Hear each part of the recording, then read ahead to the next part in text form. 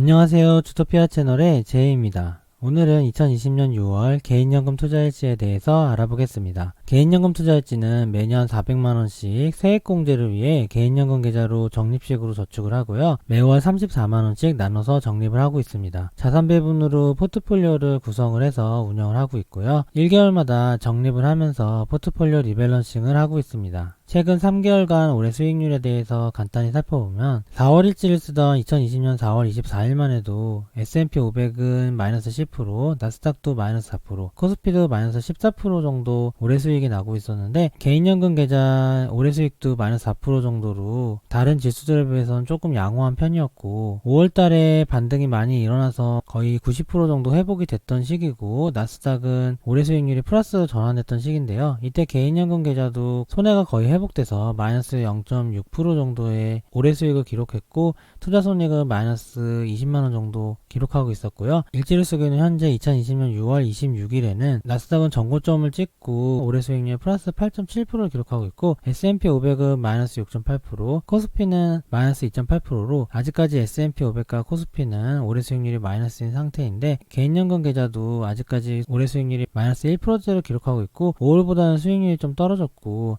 투자 손익도 마이너스 12만원 정도 더 손해나서 올해 투자 수익은 마이너스 31만원을 기록하고 있습니다. 이번 달부터 개인연금 지수라는 그래프를 새로 만들어 보았는데요. 2020년 1월 1일을 100포인트 기준으로 지수를 만든 거예요. 그래서 이때 개인연금 S&P 500, 나스닥, 코스피를 다 1월 1일에 100포인트라 기준으로 잡고 매달 지수 변화를 기록을 한 건데 2020년 6월 기준으로 개인연금 계좌는 1월 1일보다 5.89% 정도가 증가한 105.89포인트를 기록하고 있고 S&P 500은 아직까지 1월 1일보다 마이너스 7%대예요. 그래서 93.13%를 기록하고 있고 나스닥은 올해 초보다 수익이 나서 108.7포인트를 기록하고 있고요. 코스피는 아직까지 올해 초 지수보다 조금 못 미쳐서 97.1포인트를 기록하고 있어요. 파란색이 개인연금, 빨간색이 S&P 500, 나스닥이 초록색, 코스피가 보라색인데 2월달만 해도 개인연금은 1월달보다 수익이 나서 상승을 했지만 나스닥은 거의 비슷한 수준이었고 S&P 500과 코스피는 좀 많이 떨어졌었어요. 근데 팬데믹 위기가 오면서 개인연금 계좌도 좀 떨어져서 이때 마이너스 한 7% 정도 기록했던 것 같은데요. 나스닥도 15% 이상 떨어졌고 S&P 500이나 코스피는 20% 이상 떨어져서 3월달에는 이렇게 다 마이너스가 됐어요. 여기서 볼 수 있는 게 개인연금 계좌는 자산배분 계좌이고 매월 적립식으로 하다 보니까 실제 지수들보다 훨씬 손해폭이 적죠. 나스닥에 비해서는 안정성이 2배 정도 있고 S&P 500이나 코스피에 비해서는 3분의 1 정도의 손해가 났죠. 4월달에는 같이 반등을 해서 개인연금 계좌 같은 경우는 4월달만 해도 올해 초보다 수익이 올라가게 됐고요. 나스닥도 거의 회복했고 코스피나 S&P 500은 아직까지 회복이 더뎠어요. 이 그래프에서는 34만원씩 적립되는 것도 기록이 되기 때문에 현재 기준으로 원금이 3천만원 정도 있으니까 뭐 매월 1% 정도의 적립을 하는 거잖아요. 그것까지 누적된 그래프라고 보시면 돼요. 3월달에 한 번만 마이너스고 계속 올해 초보다는 개인연금 계좌의 자산이 조금씩 증가를 하고 있고 4월달만 해도 이랬는데 5월달에는 나스닥이 쭉 반등을 더 이어가서 개인연금 계좌의 그래프를 넘어서게 됐고 아직까지도 S&P 500이나 코스피는 좀 미미한 상태였는데 지금 6월 일지에서는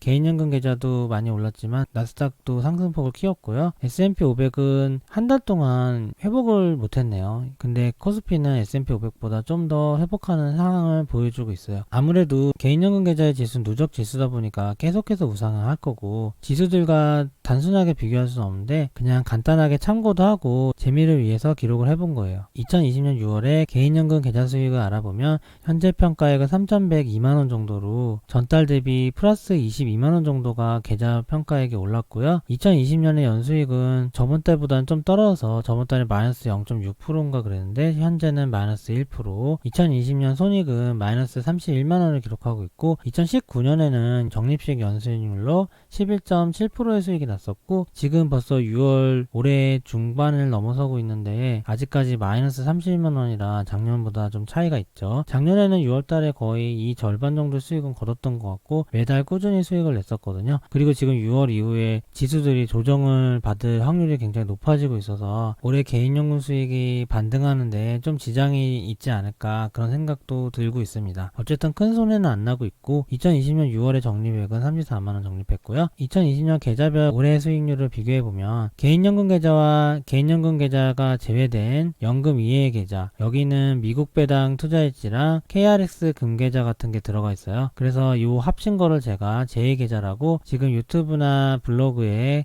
공개해서 올리고 있는 계좌를 제2계좌라고 하거든요. 이 제2계좌와 개인연금 계좌와 개인연금 이외의 계좌를 올해 수익률을 비교를 해보면 개인연금 계좌는 올해 손익이 마이너스 31만원이고 투자원금은 이게 적립식 투자원금이에요. 그래서 실제 현재 금액은 3,100만원인데 조금 낮게 나오고요. 적립식으로 투자 원금은 3,032만원으로 돼서 투자 수익률은 마이너스 1% 기록하고 있고, 연금을 뺀 KRX 금과 미국 ETF 투자, 국내 ETF 투자들은 투자 손익이 플러스 628만원으로 전달 대비 한 150만원 정도 줄어든 것 같아요. 그리고 투자 원금은 이것도 적립식인데 1,137만원으로 투자 수익률은 플러스 6.8%를 기록하고 있고, 이 두 개를 합친 게 제가 공개하고 있는 제2계좌의 총 수익률이겠죠. 올해 투자 수익은 플러스 597만원 기록하고 있고, 투자 원금은 적립식으로 1억 2170만원을 기록하고 있습니다. 투자 수익률은 플러스 4.9% 나오고 있고요. 작년에는 제2계좌 투자 수익률이 13% 정도 나왔었어요. 근데 현재는 4.9% 정도 나오고 있고, 저번 달만 해도 플러스 6, 7% 정도 나왔었는데, 그래서 매월 1% 이상의 수익을 기록하다가 이번 달에 조정이 일어나면서 6월 기준으로 5% 정도니까 수익률이 좀 떨어진 편이고, 올해 마지막에 어떤 기록이 나올지 모르겠지만 현재로서는 조금 더 힘을 내야 될 것 같고요.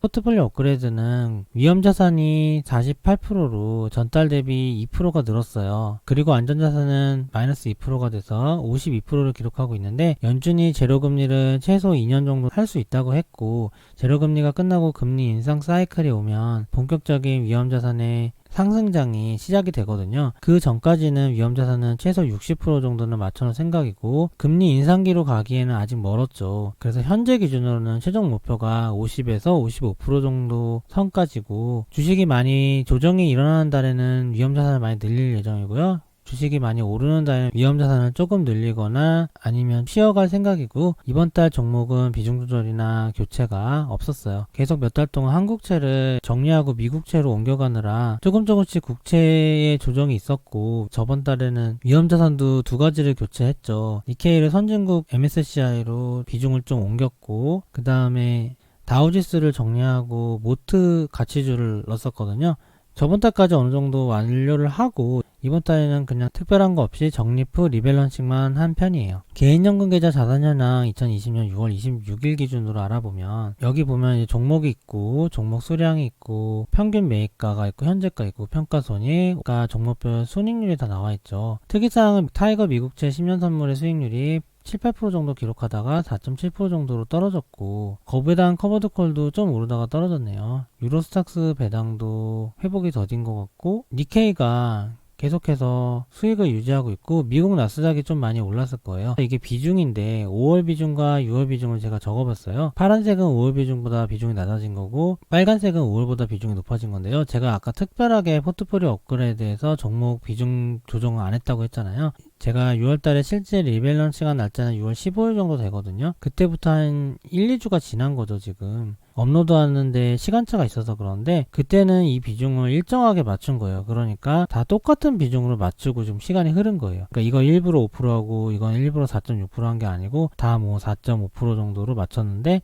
이게 변한 거죠. 그래서 상대적으로 비슷한 비중에서 좀 낮은 비중은 그 사이에 좀 하락을 한 거고, 5월 비중과 6월 비중을 비교하면서 알 수 있는 정보는 5월 비중보다 비중이 떨어진 거는 한 달 동안 주식의 성적이 좋지 않았다는 거고, 5월 비중보다 비중이 많이 올라간 거는 한 달 동안 성적이 좀 좋았다고 할 수 있어요. 그리고 기본적으로 지금 위험자산은 2%씩을 올렸잖아요. 여기 안전자산은 딱 한 종목만 있으니까 보기가 편한데, 미국채 10년 선만 보면 안전자산이 2% 낮아진 게 보이죠. 43.5%에서 41.6%까지 낮아졌잖아요. 그럼 위험자산이 2%씩 올랐어야 되는데 가만히만 본전만 했어도 빨간불이 나올 수밖에 없는 상황인데 파란불이 나온 거는 한 달 동안 수익률이 안 좋았다는 거예요. 그런 생각으로 비중을 보면 될 것 같고, 라틴 35는 좀 비중이 떨어졌네요. 반등이 왔다가 좀 많이 떨어진 것 같고, 차이나가 좀 반등을 많이 했더라고요. 그래서 지금 전달보다 비중이 조금 올랐고, 나스닥은 아시다시피 최고치를 기록했고 수익이 계속 증가했죠. 48%까지 증가했고, 국내 주식이 반등이 많이 일어나서 이제 다시 빨간불이에요. 코덱스 200 가치 저변동 0.9%고, 근데 아리랑 고배당주는 더 비중이 떨어졌어요. 한 달 동안 아리랑 고배당주는 많이 하락이 있었던 것 같고, 인도나 차이나 같은 신흥국 시장도 많이 반등을 했고, 나스닥 많이 반등했고, 일본과 유로는 반등의 폭이 적었고, 고배당 커버드콜도 많이 떨어졌고, 모트 가치주도 약간 떨어진 것 같아요. 비중이 많이 오르진 못한 것 같고요. 그래서 이번 장의 특징은 나스닥과 중국, 인도가 좀 올랐다, 이 정도로 요약할 수 있겠네요. 그리고 리츠가 많이 올랐네요. 리츠가 마이너스 7%대로 회복을 했고, 전달 대비 다른 거에 비해서는 그래도 비중이 증가한 편이죠. 그래서 포트폴리오 리밸런싱에 대해서 자세히 알아보면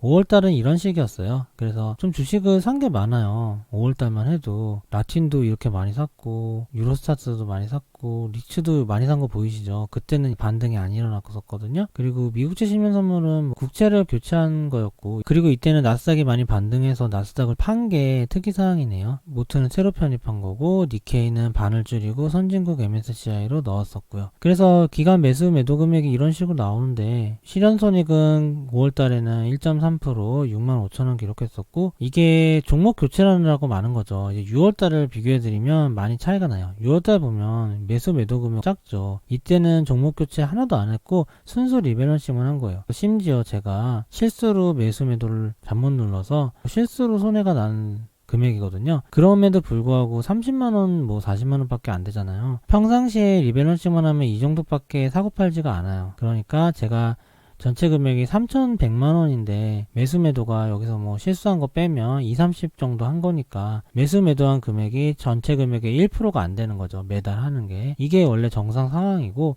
이때만 해도 계속해서 몇 달 동안 종목을 교체하느라고 이렇게 매수 매도 많이 한 거예요. 6월달 포트폴리오 리밸런싱을 자세히 알아볼게요. 국내 주식인 코덱스 가치 저변동은 전달보다 2주가 줄어 총 201주를 가지고 있고요. 국내 주식인 아리랑 고배당주는 전달보다 3주가 늘어서 총 169주를 가지고 있고, 타이거 미국 나스닥 100은 5월달에는 이익 실현했는데 6월달에는 좀 다시 사게 됐네요. 한 주를 다시 사서 28주를 가지고 있고요. 킨덱스 미국 와이드목 가치주는 조금 올라서 이익 실현했나봐요. 한 주를 팔아서 116주, 코덱스 미국 S&P 고배당 커버드콜은 3주가 늘어서 174주를 가지고 있고요. 선진국에 분산 투자하는 ETF인 선진국 주식에 해당되는 코덱스 선진국 MSCI 월드는 3주를 사서 총 103주, 그리고 선진국 주식에 해당되는 타이거 일본 니케이 225는 한 주를 이익 실현해서 50주를 가지고 있고, 선진국 주식인 타이거 유로스탁스 배당 30은 8주를 팔아서 151주를 가지고 있어요. 이렇게 많이 판 것들은 전달에 비해서 반등이 많이 일어나서 팔게 된 거예요. 사고 파는 걸 좀 잘못해가지고 실수를 3종목인가 4종목을 했어요. 그날 따라서. 그래가지고 이렇게 됐는데, 그걸 제외하고 조금 손해가 나거나 아니면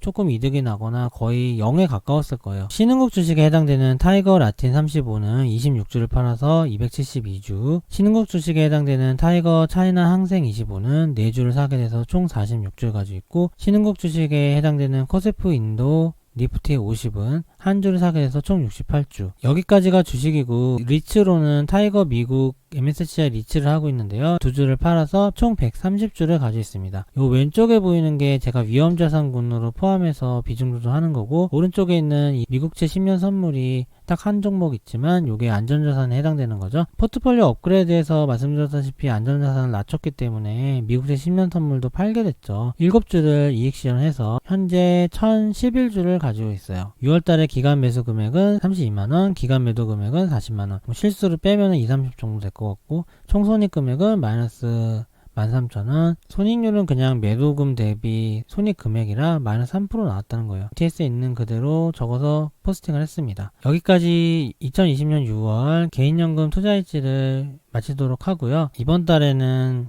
지수 그래프 일지를 추가해서 조금 더 새로운 방식으로 일지를 기록하고 있는데, 앞으로도 투자 일지 데이터를 효율적으로 기록하고 전달하기 위해서 조금씩 개선을 해볼 생각입니다. 오늘 영상은 이만 마치겠습니다. 좋아요와 구독 부탁드립니다. 감사합니다.